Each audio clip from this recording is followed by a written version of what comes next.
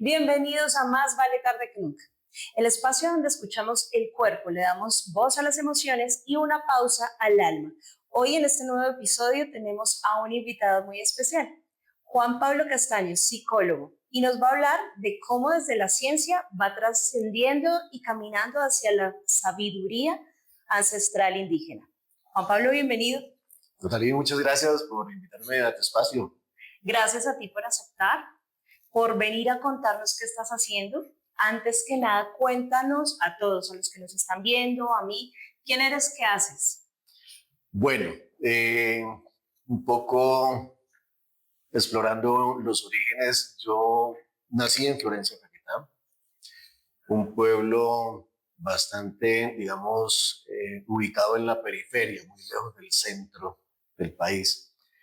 Y a pesar de estar ubicado en tierra amazónica, en territorios ancestrales, pues finalmente, digamos como que eso no estaba en mi panorama.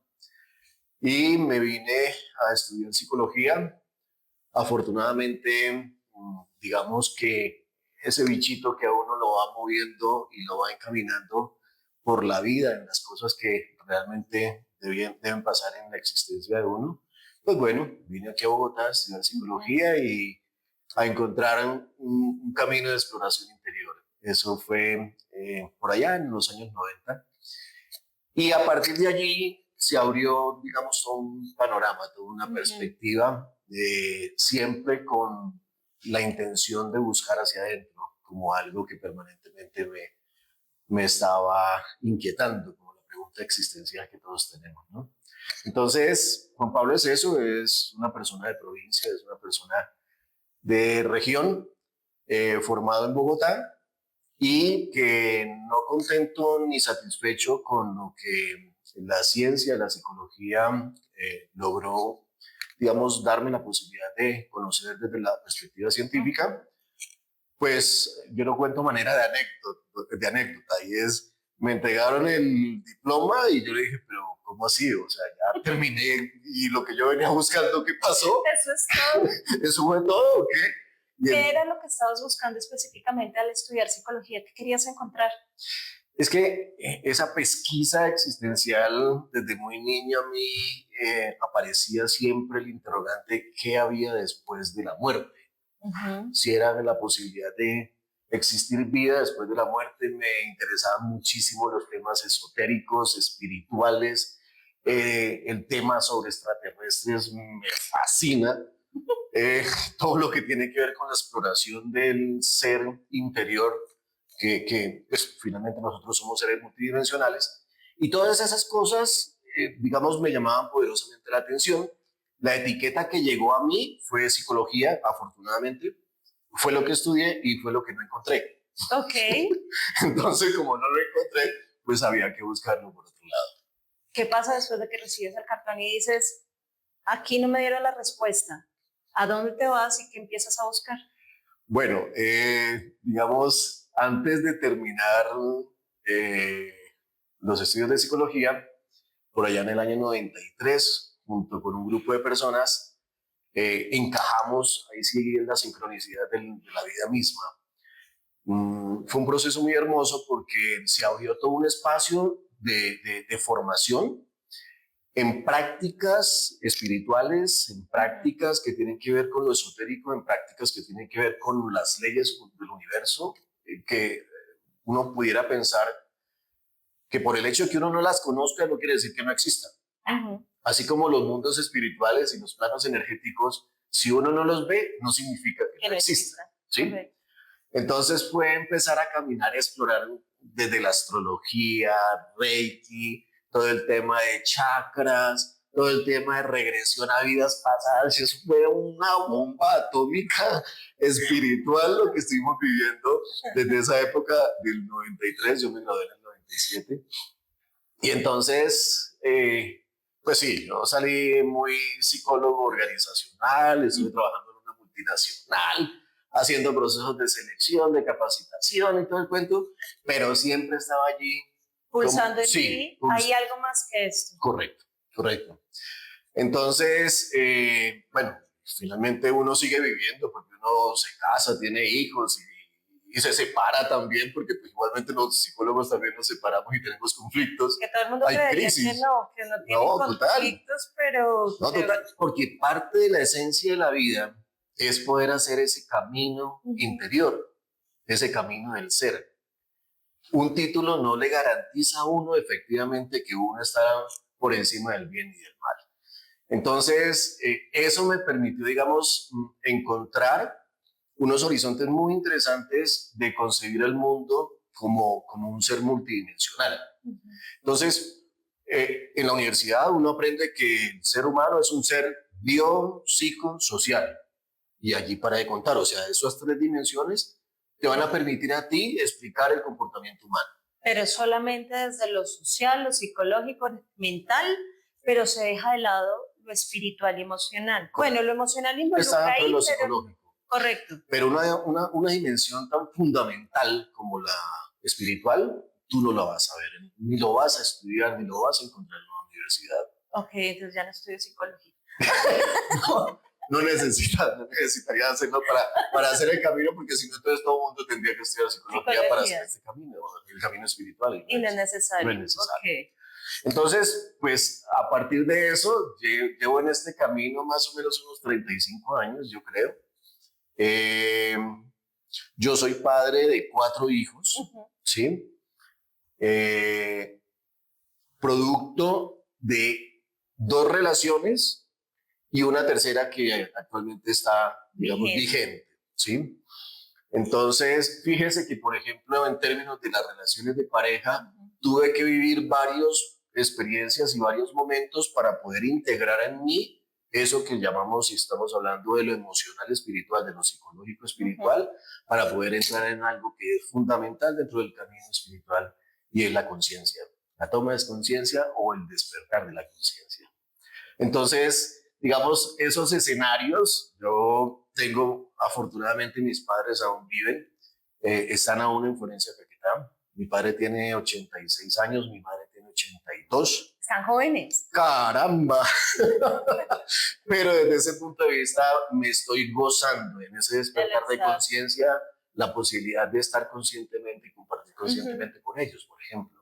¿Cómo es este convivir con tus padres que ya llevan una trayectoria bastante grande en este mundo, pero que también vienen de una cultura un poco más cerrada, donde hay menos permeación de la sociedad, de las redes, bueno, ahorita con la globalización creo que lo tienen, pero al principio, hace unos 30, 40 años, no.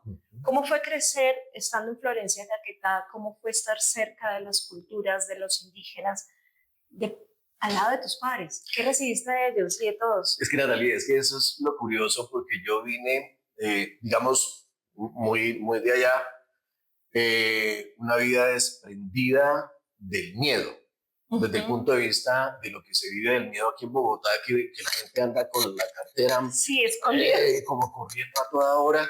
No, allá la vida, el tiempo a usted le pasaba horas y horas y horas, y el día era eterno. Sí. Entonces uno como niño jugaba hasta más no poder, y aún le llegaban las 9 de la noche en la calle jugando, y aún le parecía a uno poquito que no había jugado suficiente. Además, porque era un entorno muy tranquilo. No, súper sano, muy bien de contacto, sí, con la naturaleza, con los ríos, con los árboles. Uno se subía a los palos de guayaba a comer guayaba, y uno creía que la guayaba, el gusanito de la guayaba era de la guayaba, y uno pues lo comía. y se lo comía tranquilo. Eso no había ningún inconveniente. Aquí fue donde vine a saber que el gusanito de la guayaba no es de la guayaba, no es de la guayaba. Es finalmente un insecto que lo pone allí.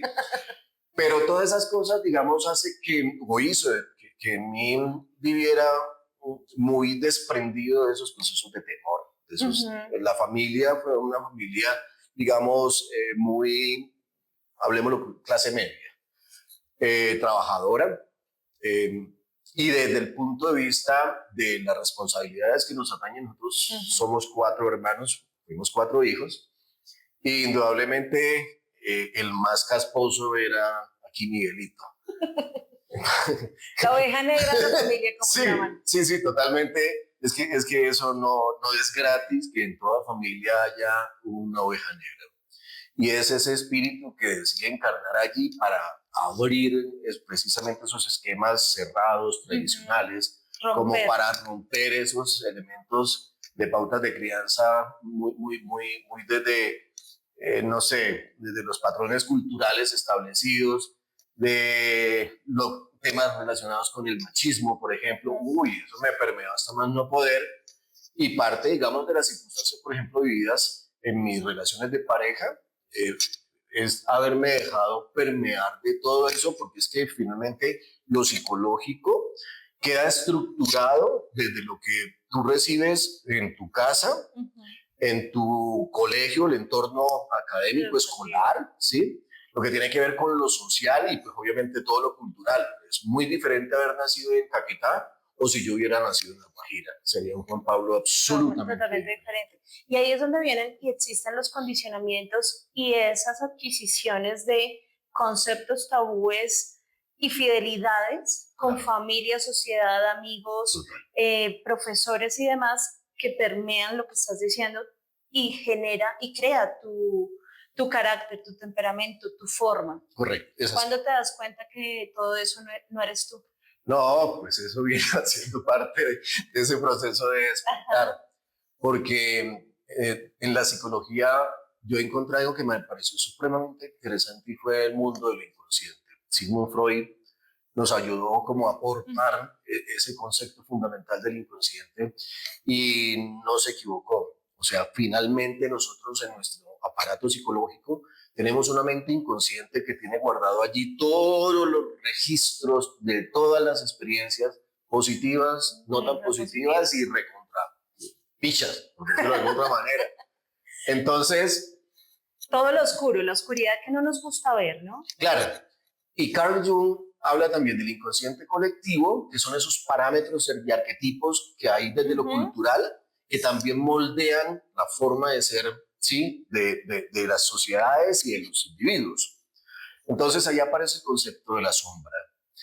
Pues resulta que la sombra que habita en nuestro inconsciente tiene amarrado todos los disparadores sobre los cuales nosotros en nuestra vida actual, en nuestro momento presente, finalmente, si no hemos despertado esta conciencia, nosotros seguimos actuando desde los disparadores que están guardados en el inconsciente. ¿Cuáles son esos disparadores? Pues mujer, por ejemplo, hablemos de un arquetipo, el arquetipo de la madre.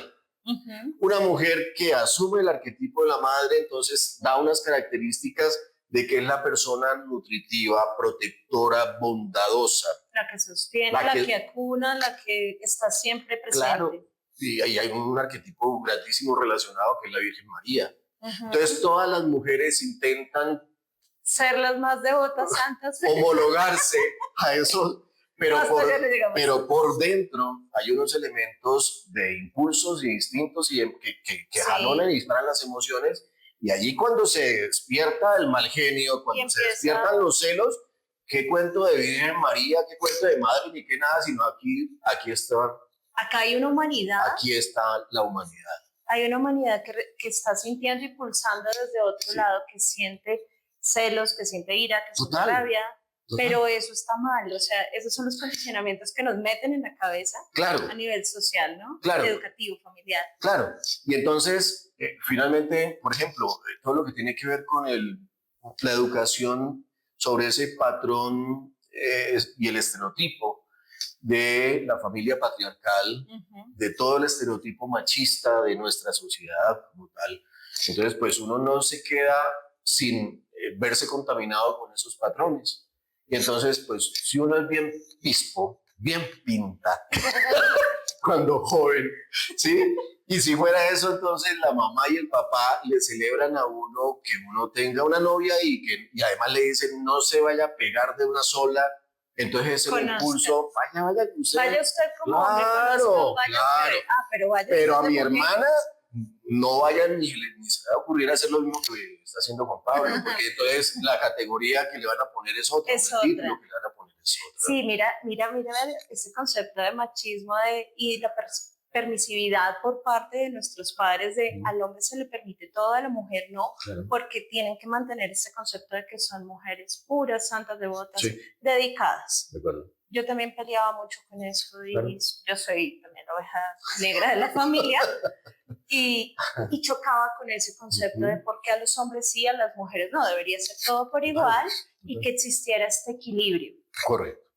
Estamos quizás entrando a ese equilibrio cuando empezamos a profundizar en otras filosofías, en otros conceptos. ¿Cómo empezaste tú a integrar lo ancestral en tus terapias psicológicas? Bueno, digamos, un paso previo a integrar lo ancestral fue en esa época y en ese mundo que se abrió de lo espiritual. Apareció entonces las prácticas de vidas pasadas, de explorar el inconsciente, de revisar qué es lo que uno tiene guardado como esos disparadores, sí, como persona y que hace parte de un proceso natural. O sea, el ego es necesario para poder vivir en este mundo material. El cuerpo psicológico es necesario y se desarrolla desde la infancia y la forma como se va expresando y se va materializando y va cogiendo cuerpo, ese cuerpo psicológico, pues está ajustado a lo que son las condiciones de vida de lo que vivió ese ser en su familia. Y si usted tiene una familia, por ejemplo, donde las prácticas y la convivencia cotidiana esté muy agresiva, de violencia, pues tu cuerpo psicológico y tu emoción se tiene que convertir en algo como una coraza en la cual sencillamente o te protege o tú sencillamente sucumbes, ¿sí? Okay. Entonces, pero resulta que es que eso pasó cuando uno estaba niño. Sí. Entonces uno coge y esa coraza no recuerda que fue temporal porque era un mecanismo de defensa, de protección, y uno siguió creciendo y la coraza siguió creciendo con uno. Sí, con uno.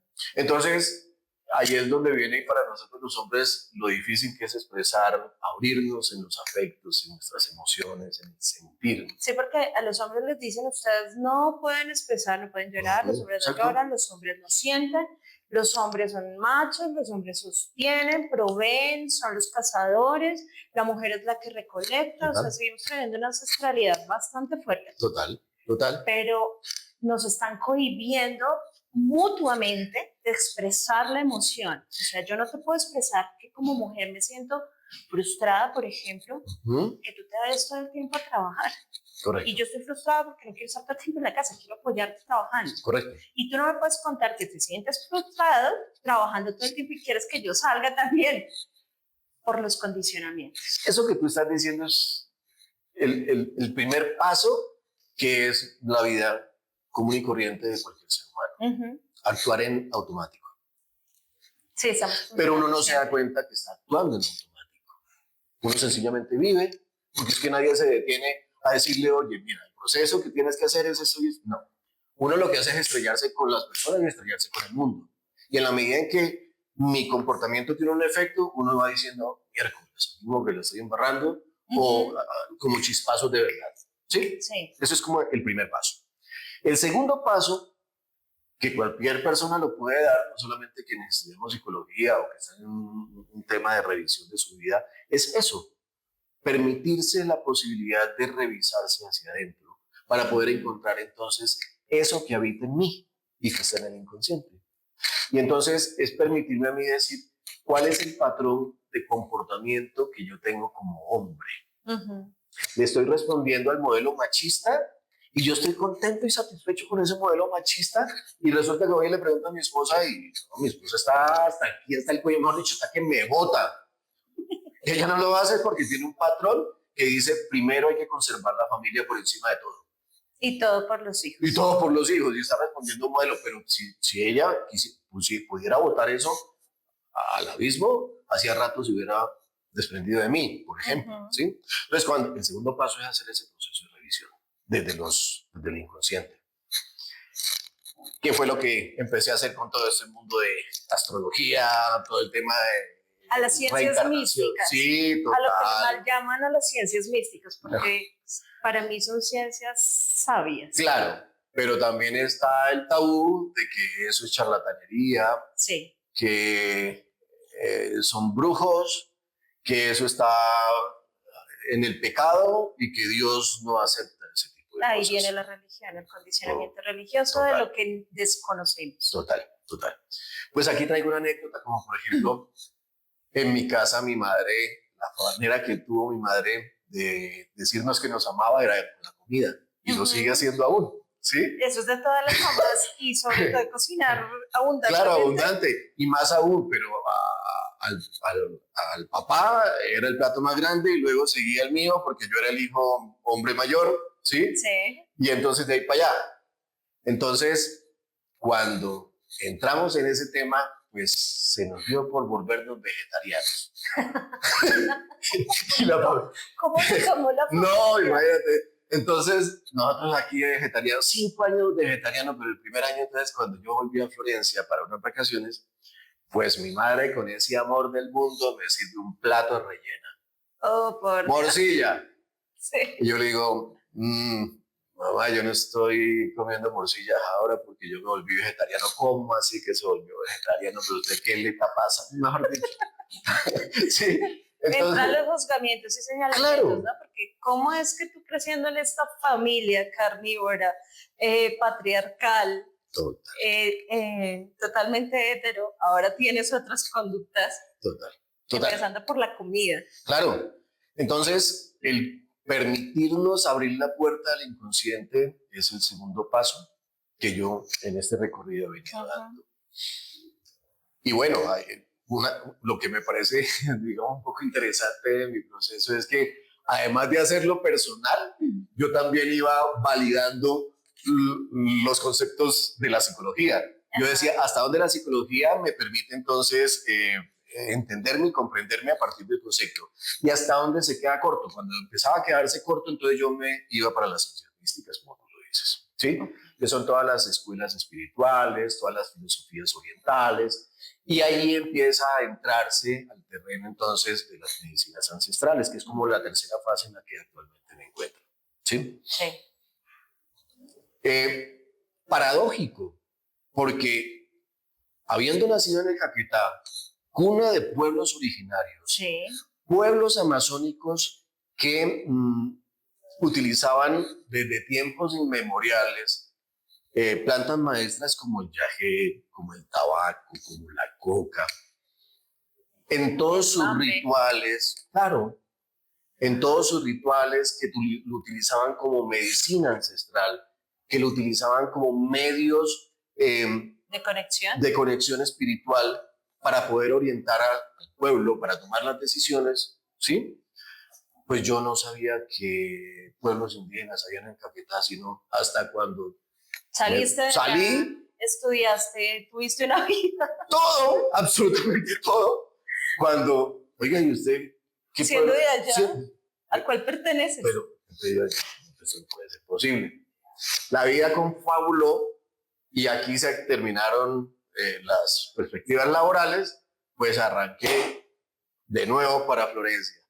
¿Te regresaste? Claro, me regresé 10 años viviendo en Florencia, metido de lleno con las medicinas ancestrales, tomando yagé, probando, digamos, ese nuevo mundo de las medicinas ancestrales con el rapé, con el mambe, con el ambil, con el chondur, para que desde ese punto de vista empezara a entrar en mí y a desarrollar en mí esa dimensión fuertemente de lo espiritual. Y desde ahí tal vez empezar a recomendar hacia afuera. Correcto. Porque claramente como terapeutas siempre recomendamos lo que hizo bien al cuerpo y al alma. Sí. ¿Cuál de todas estas medicinas te hizo bien?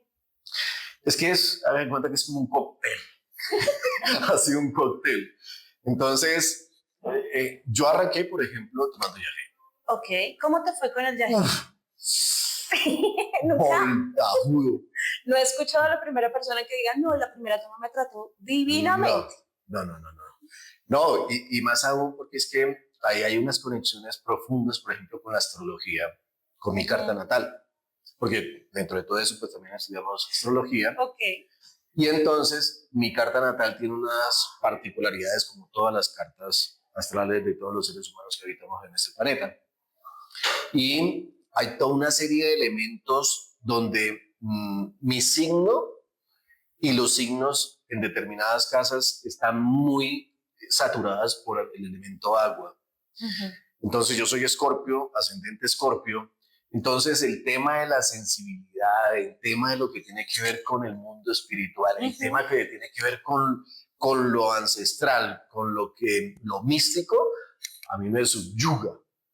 ¿Sí? Te derrite. Claro, eso me derrite. Entonces, cuando voy me encuentro con el yagé, pero es que antes de eso, entonces habían prácticas de meditación. Sí. ¿Sí? Y yo hacía la práctica de meditación, de los diferentes tipos de meditación que existen desde las escuelas orientales, pero como que había algo que no me daba del todo, ese no me daba del todo, me lo encontré con las medicinas, con el yagé, ahora mucho más con el tema de los honguitos sagrados, pero eso me permitió realmente no hacer un juego mental, producto de una elaboración mental de meditar, sino la conexión propia con el mundo espiritual. O sea, en la literatura hay muchísima, sí, mucha información acerca de lo que son las tomas de yagé, ¿sí? Pero eso se queda corto al momento en que tú vives la experiencia. Bien sea con el yagé o bien sea con la psilocibina, con los honguitos sagrados, tú no tienes forma de poder manifestar lo que te conecta con esos mundos espirituales y los procesos de sanación tan hermosos que se dan. Ahí logras conectar lo que es lo físico material con lo espiritual en Juan Pablo, en ti. Sí, yo digamos, dentro del modelo que yo he venido creando en el proceso de acompañamiento terapéutico que desarrollo en este momento dentro de mi práctica profesional, hay una integración entre el cuerpo físico, el cuerpo mental, el cuerpo emocional y el cuerpo espiritual. Entonces, esta multidimensionalidad de los cuerpos, lo que nosotros, o lo que hacemos básicamente, es la posibilidad de registrar y conocer desde dónde nosotros estamos actuando y de qué manera podemos conectar con el cuerpo espiritual para que desde ese punto de vista estos procesos de estos cuerpos permitan la manifestación de este cuerpo espiritual y los procesos de sanación sean de una manera muy hermosa, porque tú lo estás haciendo de manera consciente, porque tú en esos procesos de trascendencia, tú te ves a ti misma cometiendo el error desde el ego. Sí. Y casi como el espíritu diciendo, ¿te das cuenta? ¿Te das cuenta? Sí, desde ahí, como yo lo he visto, lo he vivido, es que me convierto en el observador, soy la observadora de mi vida y de esa situación específica cuando voy a una toma de yagé, claro. Al igual que tú también he estado ahí. Ya que tocas este tema de equilibrar todos nuestros cuerpos, el mental, el espiritual, el psicológico, el emocional, el energético, ante toda esta coyuntura que estamos teniendo con el entorno en la sociedad, donde tenemos unos picos de salud mental bastante altos, donde hay irascibilidad, ansiedad, depresión, entre otras cosas, ¿cómo llevar a las personas a decirles, tomen una sesión de psicología conmigo y los llevo también a experimentar este campo espiritual con los honguitos sagrados? ¿Cómo decirle a la gente que no cree que esto le va a hacer bien? Yo hice una reflexión hace un tiempo de la manera como el sistema de salud ha sido montado, ¿sí? Cómo funciona en el mundo y que funciona, digamos, y responde a unos intereses económicos grandísimos, de tal manera que el sistema de salud no está interesado en que tú te sanes. Si no te quiere bien. No. Entonces, toda la farmacología que se ha desarrollado, que yo no lucho ni peleo ni voy en contra de la farmacología, porque si tú te enfermas del apéndice sí, y se te inflama, y hay que hacer cirugía, allí no hay ni rapé, ahí no hay yagé que valga. Ni honguitos. No, ni honguitos que valga. Te vas para cirugía para que te las traigan porque si no te mueres. Eso para mí es absolutamente claro. ¿Sí? Pero resulta que hay unas pandemias que vienen desde hace mucho tiempo, ¿sí? Y es la pandemia de toda la sintomatología de lo emocional. La ciencia médica y la ciencia psicológica, si alguien siente o manifiesta ansiedad o depresión, entonces tiene un trastorno. Sí, ya está catalogado. ¿Listo? Como que hay algo Esa es la etiqueta. psiquis que Y entonces tu cerebro, entran los neurotransmisores, Sí. que hay una deficiencia, que hay una falencia, entonces tengas la pastica porque esto le va a ayudar. Y entonces el cerebrón se va durmiendo y entonces siempre obvio, se vuelve dependiente. correcto, la sintomatología va a estar mitigada, pero no le resuelve el de dónde aparece esa fuerza, claro, que se está expresando o manifestando como una ansiedad o una depresión. Claro, porque va directo a atacar el síntoma, más no la razón ni el motivo. Así es. Entonces, ¿cuál es el modelo que nosotros presentamos? Es un modelo, digamos, de salud mental de manera holística, de manera integral. Porque lo que hacemos nosotros como una psicología alternativa, como una vida espiritual, viviéndola desde el punto de vista real, es la posibilidad que pueda hacer el viaje que yo he hecho en estos 55 años que voy a cumplir, hacer el viaje que yo he hecho de reconocimiento, pero empaquetado en un tratamiento de 6 semanas. Ok. ¿Ya? Entonces, para mí, cuando viene una persona con síntomas o con una crisis de ansiedad y depresión, mi intención no es decirle que está enferma, como si lo hace el modelo médico tradicional, sino es poderle decir, desde adentro de su espíritu se está manifestando un lenguaje que trae un mensaje que te dice, allí tenemos un bloqueo, allí hay algo que te está doliendo en el alma, que tú estás guardando, que no estás llorándolo, que no lo estás sacando, y por estar guardado, relación con papá, relaciones con mamá, niño interior, tocamientos o abusos de tipo sexual que tú pudiste tener o vivir, un abandono de un padre, un abandono de una madre. O sea, pues son muchos los casos que vienen a consulta conmigo y uno tras de otro uno no dice cuál es peor o cuál es... No, son únicos en su realidad y que fueron configurando la vida, la existencia de cada persona, haciendo de esa manera pues que la vida sea como particularmente lo hace.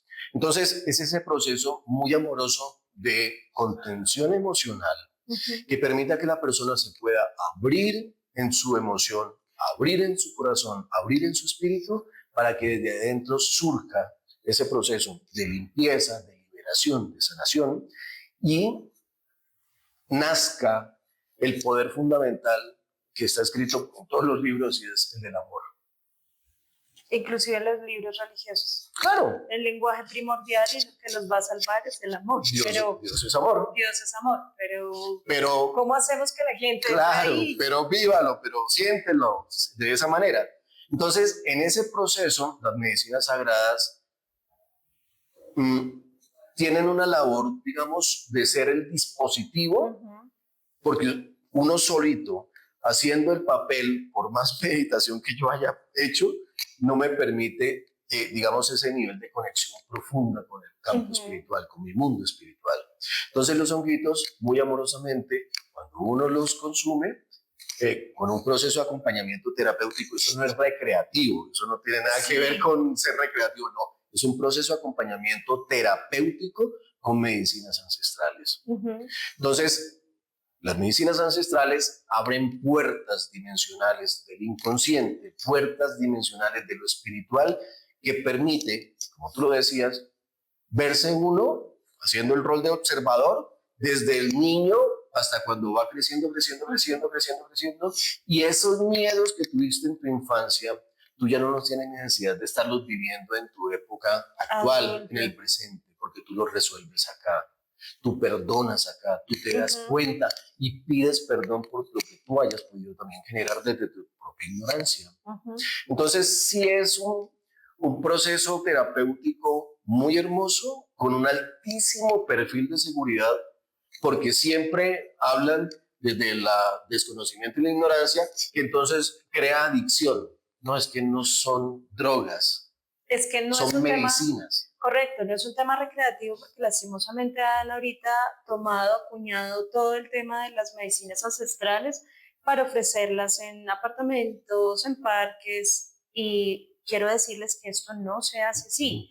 Esto, como es tan ancestral y es un ritual tan sagrado, debe ser acompañado bien sea por los mamos, taitas, chamanes que están a cargo de, o con alguien que ya ha estado en ese proceso estudiándolo por muchos años y ha aprendido de los que ya lo traían en su impronta de ADN. De acuerdo, así es. No es para que los cojan y digan, ay, hoy me voy a echar este honguito a ver qué descubro. No, por favor, no lo hagan.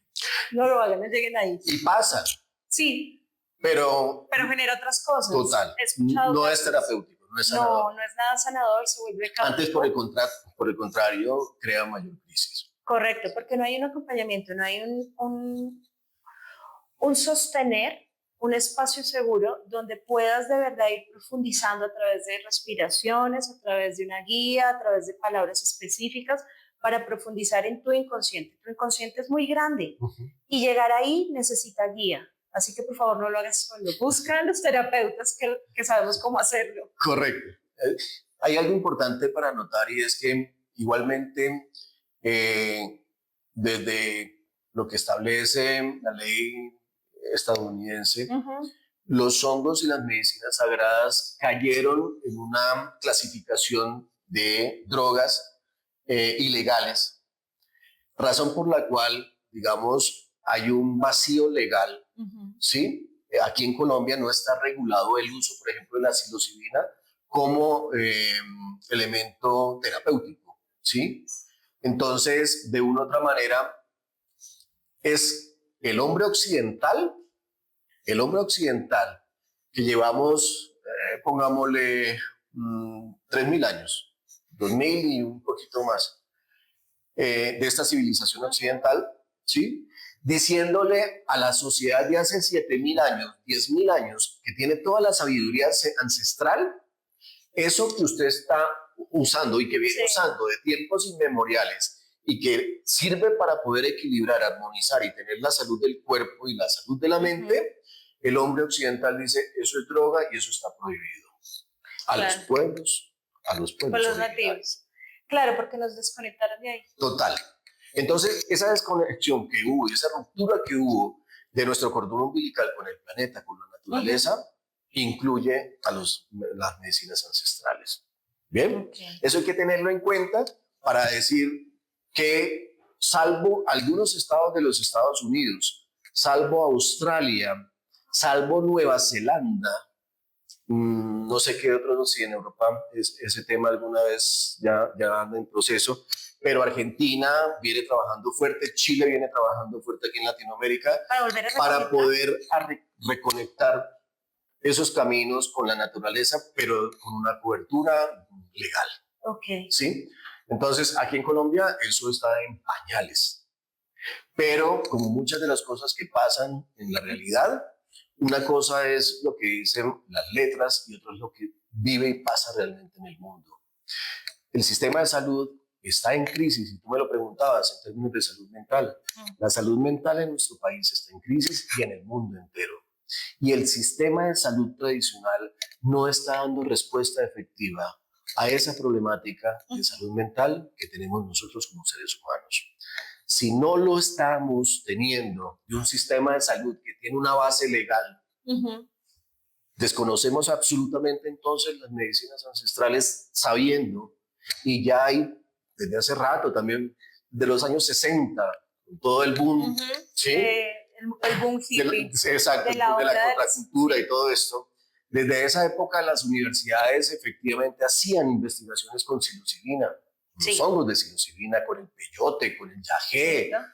Muchos de los europeos, de los norteamericanos, vinieron a las selvas del Caquetá, a la Amazonía colombiana, peruana, ecuatoriana, boliviana, a encontrarse con la belleza, con las medicinas amorosas ancestrales, y tenían pruebas y estudios científicos que permitía que la persona tuviera un proceso de sanación. Entonces, Solo por un reglamento, solo por una ley, solo por ese tipo de cosas, estamos desconociendo la potencia que podría tener esta medicina alternativa en nuestros tiempos modernos. ¿Qué le dirías a todos los colombianos, a los que nos están viendo, para empezar a llegar a esa conexión nuevamente con nuestras raíces, con nuestros ancestros, para empezar a sanar nuestra salud mental? Yo lo voy a responder tal vez con un ejemplo. A mí llegó una pareja, un filósofo y una médica, neuróloga. Wow. Sí. Llegaron aparentemente por una dificultad de pareja, pero clasificaban toditos para una macrodosis, de psilocibina con honguitos sagrados. Okay. Yo se la recomendé más a él y ella, escuchándome, me dijo, yo también quiero. Le dije, perfecto.